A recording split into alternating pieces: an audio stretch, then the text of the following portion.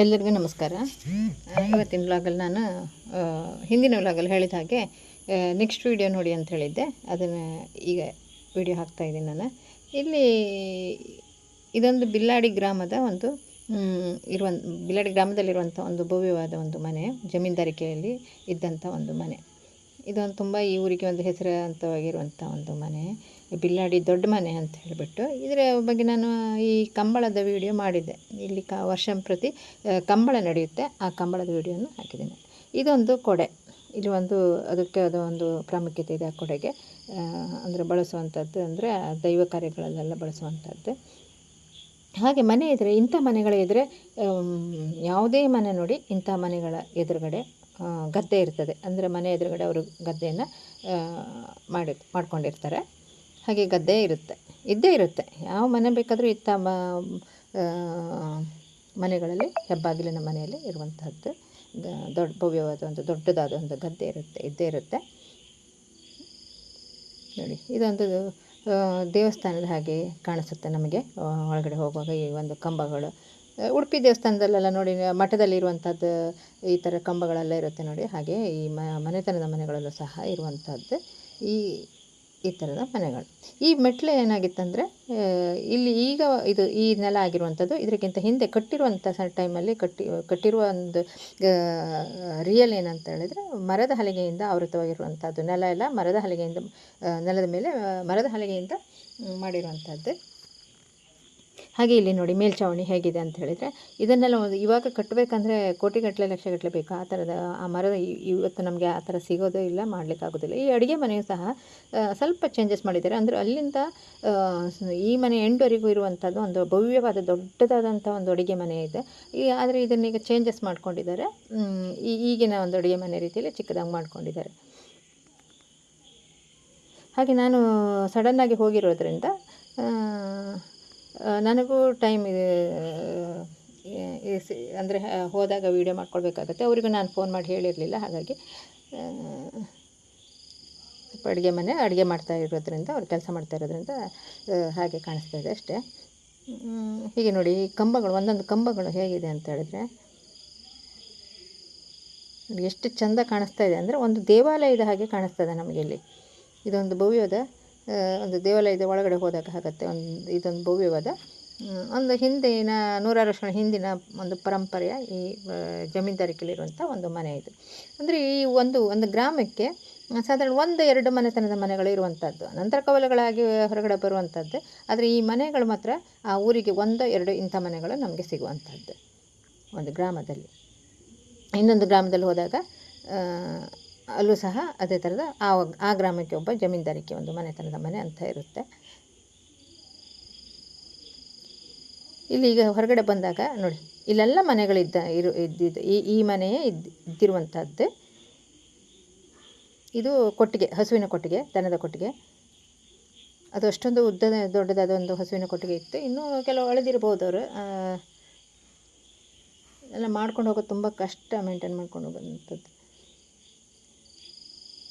ಇಂಥ ನಾಯಿಗಳು ಇಂಥ ಮನೆಗಳಲ್ಲೆಲ್ಲ ಬೇಕಾಗತ್ತೆ, ಹಾಗೆ ಸಾಕಿರ್ತಾರೆ. ಇವು ಹೆಬ್ಬಾಗ್ಲಲ್ಲಿ ಇರ್ತವೆ ಕಾಯ್ಕೊಂಡು. ನೋಡಿ, ಇದು ಎಷ್ಟು ಚೆಂದ ಇದೆ ನೋಡಿ. ಈಚೆ ಹೋಗುವಂಥದ್ದು ಇಲ್ಲಿ ಬಗ್ಗಿಕೊಂಡು ಹೋಗಬೇಕಲ್ಲಿ, ತಲೆ ತೆಗೆಸ್ಕೊಂಡು ಹೋಗಬೇಕಾಗತ್ತೆ ಈಚೆ ಬರಬೇಕಾದ್ರೆ. ಅಷ್ಟೇ ತಗ್ಗಾಗಿರುತ್ತೆ. ಮೊದಲಿನ ಮನೆಗಳೆಲ್ಲ ಬಾಗಿಲುಗಳು ಹಾಗೆ, ಅಂದರೆ ಮನೆಗೆ ಒಂದು ಗೌರವ ಕೊಡುವಂಥದ್ದು ಆ ಬಾಗಿಲಿಗೆ. ತಲೆ ತಗ್ಗಿಸಿಕೊಂಡು ಹೋಗಬೇಕು ಅಂತ ಹೇಳಿಬಿಟ್ಟು ಆ ರೀತಿಯಾಗಿ ಬಾಗಿಲುಗಳು ಇರುತ್ತೆ. ನೋಡಿ, ಇಲ್ಲೂ ಸಹ ನೋಡಿ, ಈ ಮರದ ದಿಮ್ಮಿಗಳು, ಇದೆಯಲ್ಲ ಅಲ್ಲಿಗೆ ಚಾವಣಿ ಅಂತ ಹೇಳ್ತೀವಲ್ಲ, ಇದನ್ನು ಮಾಡಬೇಕಂದ್ರೆ ಈಗಿನ ಕಾಲದಲ್ಲಿ ಆಗೋದೇ ಇಲ್ಲ. ಇಂಥ ಮನೆಗಳು ಕಟ್ಟಬೇಕಂದ್ರೆ ತುಂಬ ಕಷ್ಟ ಇದೆ. ಇದನ್ನು ಉಳಿಸ್ಕೊಂಡು ಬಂದಿರ್ತಾರಲ್ಲ, ಅದಕ್ಕೊಂದು ಇವರಿಗೊಂದು ದೊಡ್ಡ ನಮಸ್ಕಾರ ನಾವು ಹೇಳಲೇಬೇಕಾಗುತ್ತೆ, ಗೌರವಪೂರ್ವಕವಾಗಿ.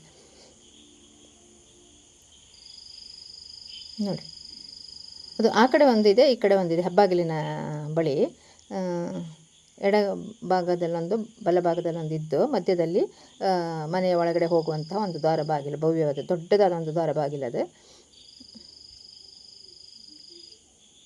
ಇದು ನಾನು ವಿಡಿಯೋ ಮಾಡಿ ಸುಮಾರು ದಿನಗಳಾಗಿದೆ.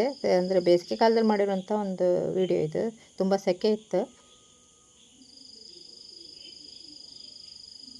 ಈಗ ಈ ಮಳೆಗಾಲದಲ್ಲಿ ಮಾಡಿದಂಥ ವಿಡಿಯೋ ಅಲ್ಲ ಇದು. ಇಲ್ಲಿ ನೋಡಿ ಕಂಬದಲ್ಲಿ ಕೆತ್ತಿರುವಂಥದ್ದು ಯಾವ ರೀತಿ ಇದೆ ನೋಡಿ, ಒಂದೊಂದು ಕುಸುರಿ ಕೆಲಸಗಳು ಹೇಗಿದೆ ನೋಡಿ, ಅದು ಕೆತ್ತನೆ ಕುಸುರಿ ಕೆಲಸ ಅಲ್ಲ, ಕೆತ್ತನೆ ಕೆಲಸ. ನೋಡಿ ನೋಡಿ ಇಲ್ಲಿ ಹೂವಿನ ಒಂದು ಚಿತ್ರಣ ಹೇಗಿದೆ ನೋಡಿ, ಕೆತ್ತಿರುವಂಥದ್ದೇ ನೋಡಿ ನೋಡಿ ಯಾವ ರೀತಿಯಲ್ಲಿ ಕೆತ್ತಿದ್ದಾರೆ ಅಂಥೇಳಿ. ತುಂಬ ಖುಷಿಯಾಗುತ್ತೆ ಇಂಥ ಮನೆಗಳಲ್ಲೆಲ್ಲ. ಈಗೀಗಂತೂ ಮೊದಲು ಸ್ವಲ್ಪ ಮನೆ ಇದನ್ನು ನೋಡ್ಕೊಳಕ್ಕಾಗಲ್ಲ, ಮಾಡ್ಕೊಂಡು ಹೋಗೋಕ್ಕಾಗಲ್ಲ ಅಂತ ಹೇಳ್ಬಿಟ್ಟು ಕೆಲವರು ಇದು ಮಾಡಿದ್ದಿದೆ. ಆದರೆ ಈಗೀಗ ಜನ ಸ್ವಲ್ಪ ಇದಾಗಿದ್ದಾರೆ, ಗೊತ್ತಿದೆ ಇಂಥ ಮನೆಗಳು ನಮ್ಗೆ ಸಿಗೋದಿಲ್ಲ, ಇದನ್ನು ನಾವು ಚೆನ್ನಾಗಿ ನೋಡ್ಕೊಂಡು ಹೋಗಬೇಕು. ಮತ್ತು ಇದೊಂದು ದೇವಾಲಯ ಇದ್ದ ಹಾಗೆ ನೋಡಿ, ಇಲ್ಲಿ ಕಂಬ ಎಷ್ಟು ದಪ್ಪ ಇದೆ ಮತ್ತು ಕೆತ್ತನೆ ಯಾವ ರೀತಿ ಇದೆ ಅಂತ ಹೇಳ್ಬಿಟ್ಟು. ಇಂಥ ಮನೆಗಳಲ್ಲಿ ಮನೆ ಒಳಗಡೆ ದೇವರು ಇರುವಂಥದ್ದು, ಹೊರಗಡೆ ದೈವ ಇರುವಂಥದ್ದು, ಮನೆ ಒಳಗಡೆ ದೈವ ಇರುವಂಥದ್ದು, ಇದನ್ನು ಜೋಪಾನವಾಗಿ ನಾವು ನೋಡ್ಕೊಳ್ಬೇಕಾಗತ್ತೆ. ಸ್ವಲ್ಪ ಹೆಚ್ಚು ಕಡಿಮೆ ಆದರೂ ಕುಟುಂಬಕ್ಕೆ ತೊಂದರೆ ಕೊಡುವಂಥದ್ದು, ಈ ರೀತಿಯಾಗಿ ನಂಬಿಕೆಯಿಂದ ಬಂದಿರುವಂಥ ಒಂದು ಮನೆತನ ಇದೆ. ಹಿಂದೆ ಆಳ್ವಿಕೆ ಮಾಡಿದ ಮನೆತನಗಳಲ್ಲೆಲ್ಲ ನಂತರ ಆಗಿರುವಂಥ ಈ ರೀತಿ ಕಟ್ಟಿರುವಂಥ ಮನೆತನಗಳ ಆಳ್ವಿಕೆ ಮಾಡಿದ ಒಂದು ಮನೆತನದ ಮನೆಯ ಒಬ್ಬ ಸದಸ್ಯರಿದ್ದರೆ ಅವರು ಕಟ್ಟಿರುವಂಥ ಮನೆ ಈ ರೀತಿಯಾಗಿರುತ್ತೆ. ಇನ್ನಿನ್ನು ಈ ಥರ ಕಟ್ಟೋಕ್ಕೂ ಆಗೋದಿಲ್ಲ. ಇದನ್ನು ಉಳಿಸ್ಕೊಂಡು ಹೋಗೋದಷ್ಟೇ ನಮ್ಮ ಕೆಲಸ ಅಷ್ಟೇ, ಬಿಟ್ಟರೆ ನಮ್ಮ ಹತ್ರ ಕಟ್ಟಲಿಕ್ಕೆ ಅಸಾಧ್ಯವಾಗುವಂಥದ್ದು.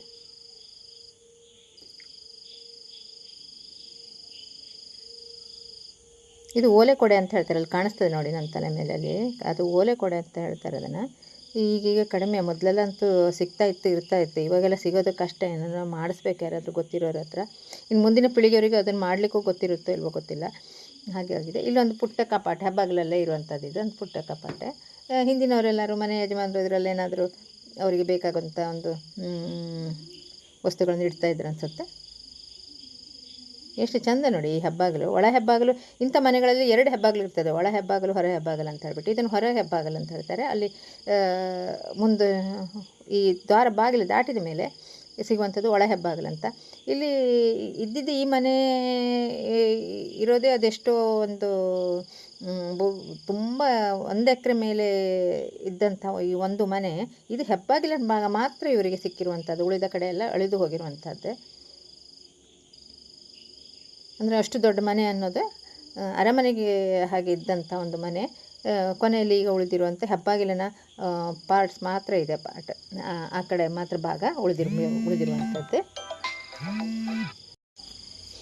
ಹೀಗೆ ಈ ಕಂಬಗಳನ್ನು ಒಂದಕ್ಕಿಂತ ಒಂದು ಕಂಬ ಚಂದ.